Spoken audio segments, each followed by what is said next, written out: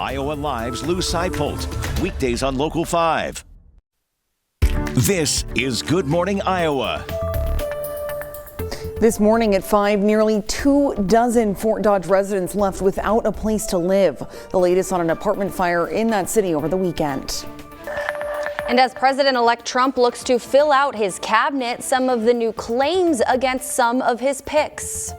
Plus, looking ahead, a name change for Hy-Vee Hall in Des Moines. What else has to happen today before it becomes the EMC Expo Center? All right, we want to say good morning to you here at 5 a.m. I'm Joseph Holloway, Dana Searles. Happy Tuesday. Happy Tuesday, and you came back. And, I did. I mean, what more can you ask for a Tuesday? I would argue Tuesday is one of the best days of the week. Really? Yeah. We are not the same. Speechless, Dana. It's because it's not Monday, and now you're kind of in the groove of things. And I mean, the wind this morning woke me up, so maybe that's why I'm saying it. I mean, listen. You are not converting me. I don't know, Joseph. No. Bree, I'm with you on this one. Tuesday, please.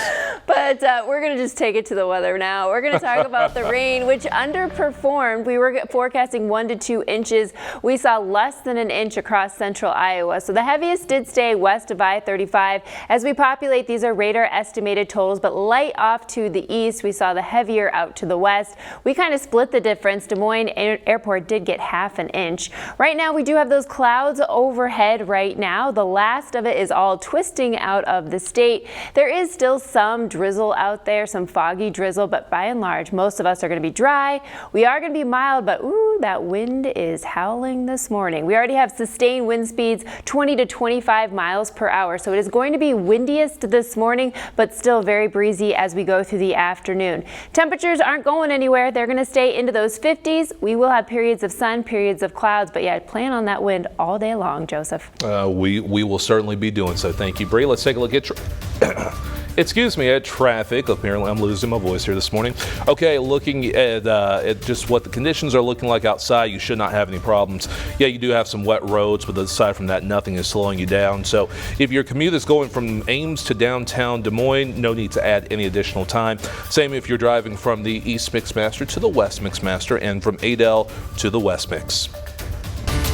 Turning to your top stories now at 5:02 this morning, the Des Moines Police Department is internally investigating an off-duty officer. They say senior police officer Joshua Noble was arrested for an OWI in Marshall County last week.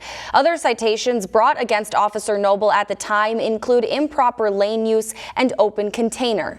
DMPD Chief Michael McTaggart commented on Noble's arrest, saying, quote, "Building and maintaining public trust includes being transparent during disappointing circumstances. A strong relationship with the community we serve requires accountability," end quote.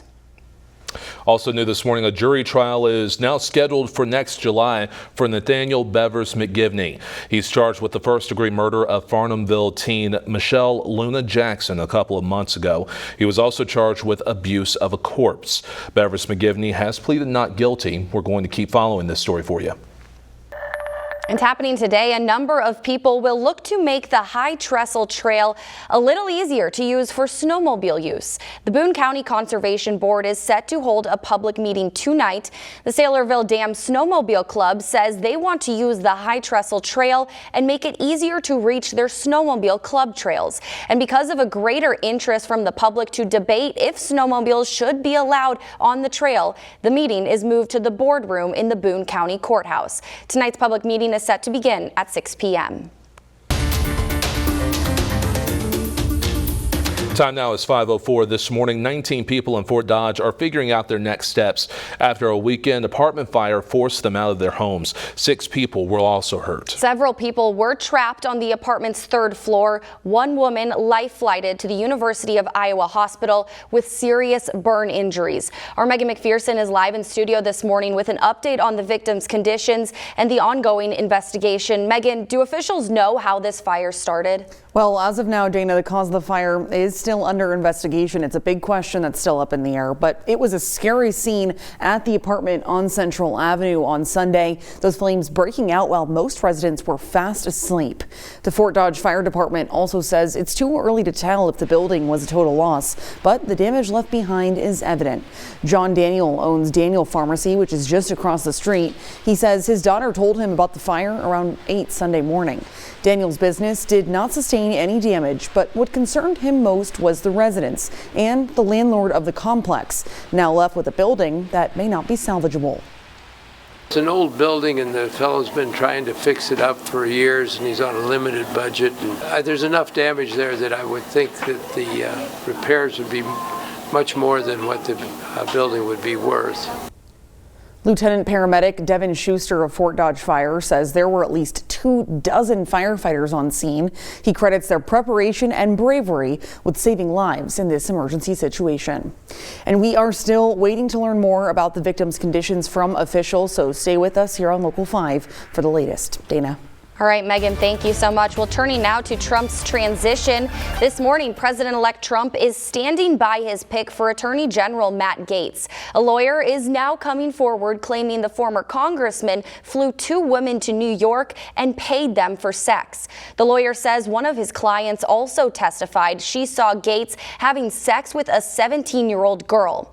Gaetz has denied all wrongdoing. Meanwhile, there are also growing questions about another one of Trump's cabinet picks, Fox News host Pete Hegseth, nominated for Secretary of Defense. Hegseth's attorney now acknowledging Hegseth paid a financial settlement to a woman who accused him of sexual assault in 2017. And new this morning, the National Highway Traffic Safety Administration is adding new technologies to its 5-star ratings program. The list includes pedestrian automatic emergency braking, lane keeping assist, blind spot warning, and intervention. The changes were required by the 2021 bipartisan infrastructure law with a focus on protecting pedestrians.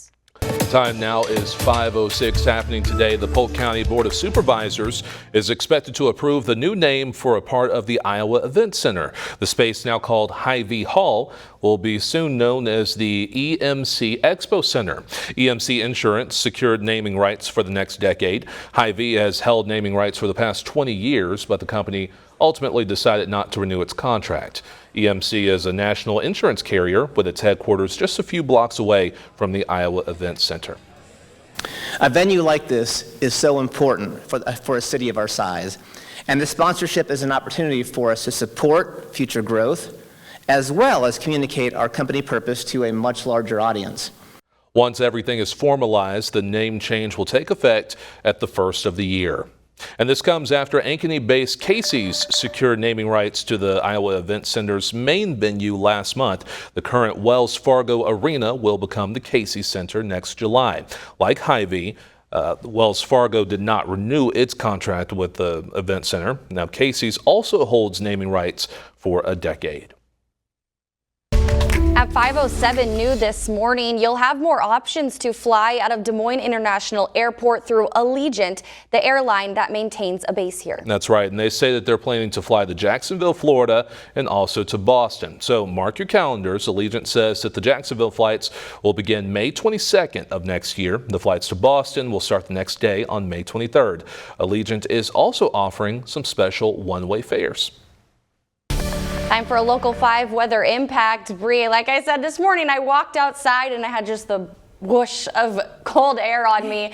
Kind of nice though after the cozy day in I had yesterday because of the rain. Yeah, it definitely is windy this morning. It's going to be the windiest of the day. So it's 2 hands on the wheel on the way into work for those commuting in. Precipitation wise, well, we're doing just great for the month of November. We're even doing pretty good for 2024.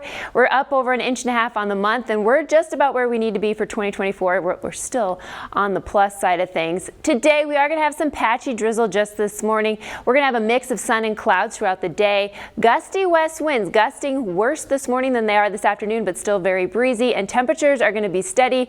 Pretty much what you're waking up to, it's going to be within 5 degrees of that all day long. Joseph? All right, Bree, thank you. I want to let you know about this real quick. So starting tonight, there are going to be some nighttime shutdowns. They're going to be happening right here around the East Mixmaster.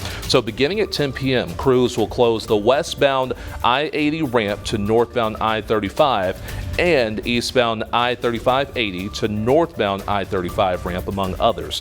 There will also be a marked detour route. While these are off limits, the shutdown is going to go on until tomorrow morning at 5 o'clock. Well, coming up, the Cyclones men's basketball team are getting ready to play in Maui. But first, a game against IU Indianapolis over at the Hilton. Jake is taking a look at some of the big moments. And as you're planning that Thanksgiving feast, a look at the items that'll be cheaper and those that will be more expensive this year. It's now 5:09.